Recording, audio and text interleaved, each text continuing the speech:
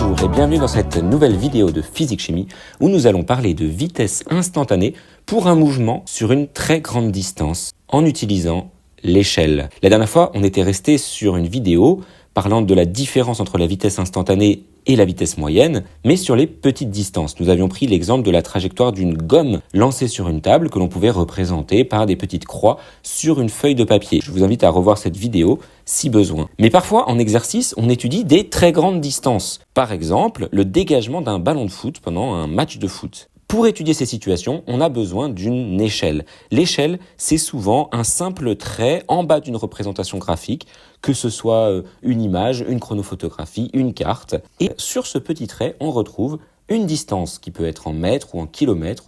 Comment faire pour déterminer la vitesse instantanée sur une figure comme celle-ci? Prenons l'exemple donc du ballon de foot. Considérons la chronophotographie du mouvement. Je vous rappelle, une chronophotographie, c'est comme si l'on prenait des photos du ballon à différents instants, séparés tous par le même temps. Donc par exemple, pour 0,5 secondes, le premier point, c'est la position du ballon au début, le deuxième point, c'est la position du ballon au bout de 0,5 secondes, etc., etc. Et là, on aimerait connaître la vitesse du ballon au point M2.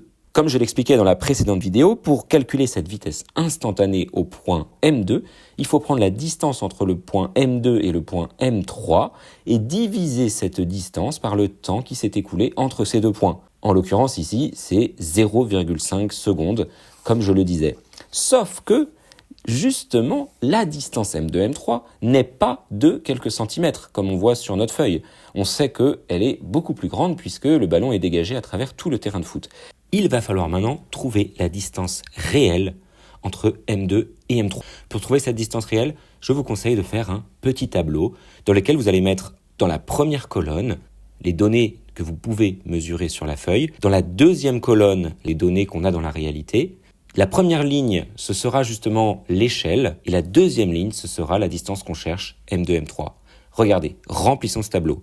Si on prend d'abord l'échelle sur la feuille, on va aller regarder sur notre feuille avec une petite règle et on va voir qu'elle mesure 3 cm. Ensuite, l'échelle dans la réalité. On regarde au-dessus du petit trait ce qui est écrit. Il est écrit 15 mètres. Ça veut dire que ce petit trait représente 15 mètres dans la réalité. Donc nous allons mettre 15 mètres. Ensuite, M2, M3. Sur la feuille, on va aller prendre notre règle et on va mesurer la distance entre M2 et M3. Et là, on trouve 2 cm. Et enfin, M2, M3 dans la réalité, eh bien, c'est justement ce qu'on cherche. Mais comme on a un tableau de proportionnalité et qu'on connaît 3 nombres, on va pouvoir faire un produit en croix. Je vous rappelle que pour faire un produit en croix, il faut multiplier ce qu'il y a dans la diagonale et diviser par ce qui reste. Donc ici, nous avons M2, M3 égale 15 fois 0,02 divisé par 0,03 et c'est égal à 10 mètres. Nous allons donc pouvoir remplacer ça dans notre formule et là je vous rappelle, attention quand vous écrivez une formule à bien choisir les unités que vous voulez utiliser dans cette formule.